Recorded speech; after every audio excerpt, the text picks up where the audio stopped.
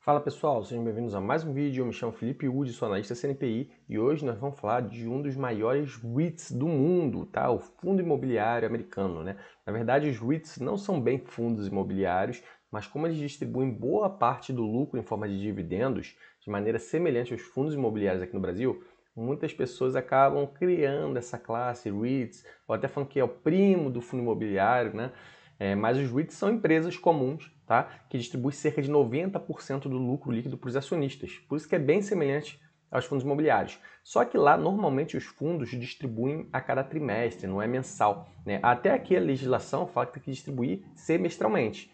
Mas uma questão de costume do investidor brasileiro, acaba que são distribuídos mensalmente, né? Então vamos lá falar um pouquinho do American Tower. Faz tempo que a gente não fala de REITs, tem uma playlist aqui no canal, tá? O American Tower, não sei agora no momento que eu estou fazendo esse vídeo se ele é o maior REIT dos Estados Unidos, mas ele era o maior REIT, né? Quase 200 bilhões de valor de mercado, de dólares, tá, pessoal? Então aqui falar um pouquinho dos resultados do segundo trimestre, né? Vamos passar um pouquinho mais rápido, né? Mas ele é um fundo focado em rede, torres de telecomunicações, tá? Só que ele não opera com a tecnologia propriamente dita, né? Como é que funciona os REITs? Os REITs, assim como os fundos imobiliários aqui no Brasil, eles alugam determinada propriedade. No caso do American Tower, ele compra determinado terreno e coloca uma estrutura de torre de telecomunicações para aluguel para outras operadoras, né? Para geralmente operadoras de satélite, operadoras de 5G, hoje em dia que está crescendo muito forte, né? Daqui a pouco vão ter outros tipos de tecnologia, tanto para data center como para rede de telefonia mesmo, tá? GSM, enfim. Então eles têm um crescimento muito forte porque é uma área, ainda mais com IA agora, né? Com veículos autônomos, enfim, robótica. Essa área vai crescer cada vez mais e acaba que ele está num setor que não existe no Brasil, tá? Não existe fundo imobiliário de telecomunicações no Brasil. E curiosamente, tá? O American Tower, ele tem torres de telecomunicações alugada, por exemplo, para a Telefônica, que é a Vivo, né? Negociada na Bolsa de Valores. Tem um histórico de finanças consistente, tá? Crescente, né? Então naquele, o pessoal olha muito para dividendos aristocratas, né? Que são as empresas que crescem dividendos aos 25 anos. Tem empresa chamada de Dividend Kings, né? Cresce 50 anos, enfim. E os fundos imobiliários americanos, assim como aqui no Brasil, a gente não tem que olhar pro lucro líquido, tá? A gente tem que olhar para o FFO, que é uma métrica que mostra a geração de caixa operacional, porque lá, como eles investem, tem uma depreciação, mas essa depreciação nem sempre é reposta imediatamente, tá? Os REITs lá no exterior, eles podem pegar dívida em banco, eles são empresas comuns, os fundos imobiliários aqui não, então eles acabam que eles têm uma alavancagem alta. Então, às vezes, o pessoal que não tem experiência acaba se assustando, olhando dívida líquida alta, sobre EBITDA e tal, mas ele, lá o custo da dívida é baixo, né? Então a gente vê que o balanço é forte, né? Strong balance sheet, né? Modelo de negócio sólido, né? Receita aí duradoura, consistente durante o tempo, consumidores de alta qualidade, porque é uma área muito forte. Vou ver se eu consigo descer aqui. Uma demanda forte, né, ao redor do mundo, questão de tendência de wireless, eu falei de 5G, novas formas de crescimento, né, horizontes, enfim. Vou passar aqui adiante. Opa, peraí, que não está indo, agora foi.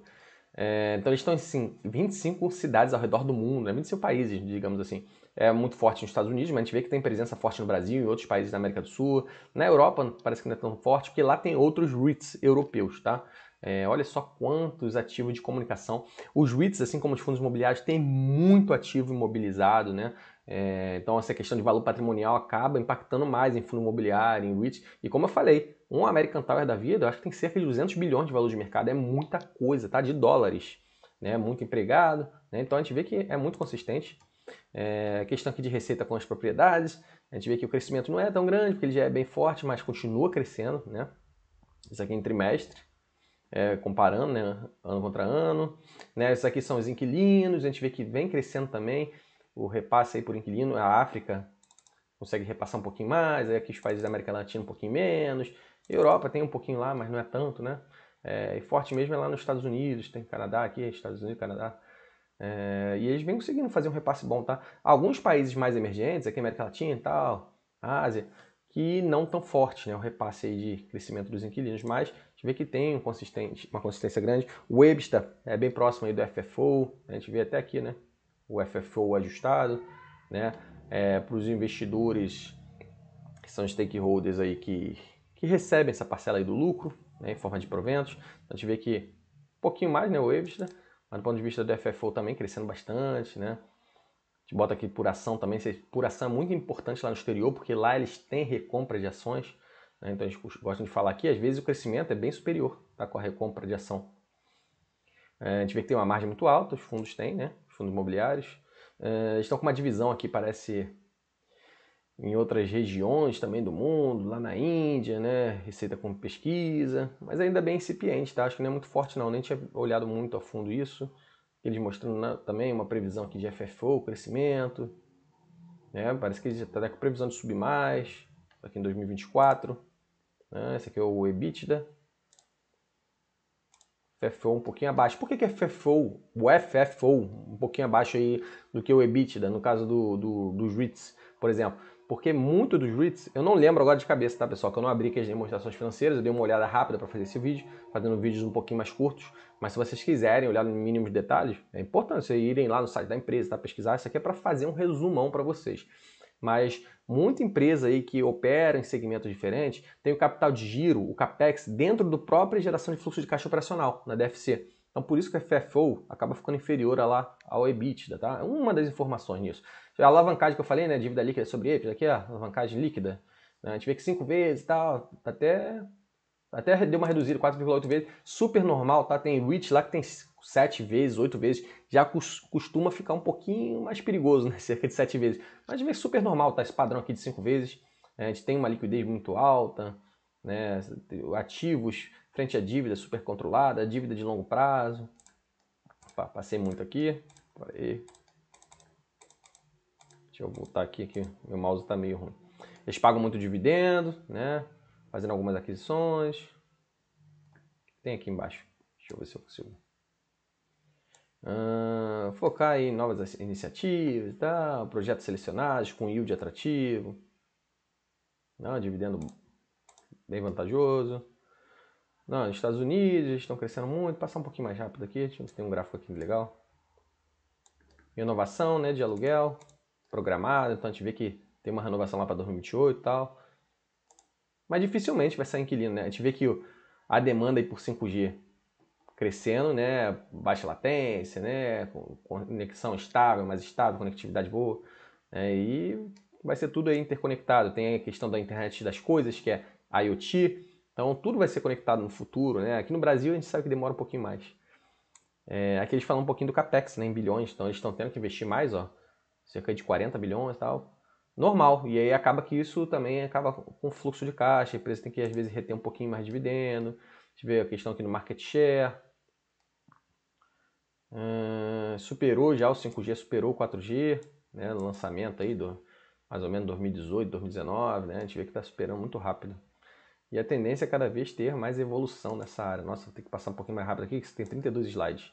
Então a gente vê aqui que região aí que eles atendem bem grande, ao redor aí dos Estados Unidos, eu acho, né. Média de uso de smartphone, a gente vê que bem alta. Tendência é elevar cada vez mais, né? Vamos passar mais. Demanda global por satélite. Aqui está o Brasil. O Brasil tem bastante satélite. O Canadá também grande e tal. Receita, olha só. Olha que belezinha, tá? Esse gráfico aqui de receita. Em alguns momentos a gente sabe que é normal dar uma oscilada. 2023, 2022, 2021, 20. Aqui é 20, ó. 19, 20. 2018 parece que sofreu um pouquinho mais. Mas teve a questão da pandemia, né? A gente vê aqui o EBITDA ajustado. Então, assim, é uma escadinha, pessoal. Então, para quem gosta de uma empresa aí boa, que paga dividendo e tal, ó, aqui o FFO é muito interessante. Então, eles estão focando aí em ganhar eficiência, controlar a despesa, investir em projetos mais atrativos, né?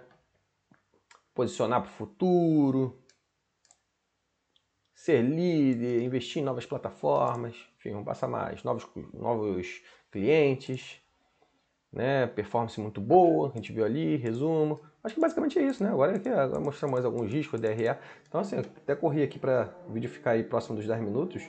Então, o American Tower é uma empresa aí que eu gosto bastante. Eu não tenho pessoalmente na carteira, tá? Eu, quando comecei a investir lá no exterior, preferi focar em ETFs de REITs. Eu tenho mais ação, né? Eu gosto de investir muito em ação, tanto aqui no Brasil, small cap, como lá no exterior. Mas eu acho assim que é muito interessante e tem muito REIT interessante. Se eu tivesse iniciando hoje, certeza absoluta que eu não compraria fundo imobiliário no Brasil. Apesar de hoje o fundo imobiliário estar muito descontado, né? Eu fiz até um vídeo recentemente, quem quer estruturar uma carteira, hoje é um momento bom para comprar fundo imobiliário e tal. Mas eu teria começado certamente comprando vários REITs lá no exterior que também estavam muito descontados, agora teve uma leve alta, mas ainda tem muito REIT descontado. Então, pessoal, pelo vídeo de hoje foi isso, espero que eu possa te ajudar de alguma forma. Se vocês tiverem interesse no nosso serviço de análise, inclusive valuation do American Tower, o link está na descrição do vídeo. Forte abraço a todos!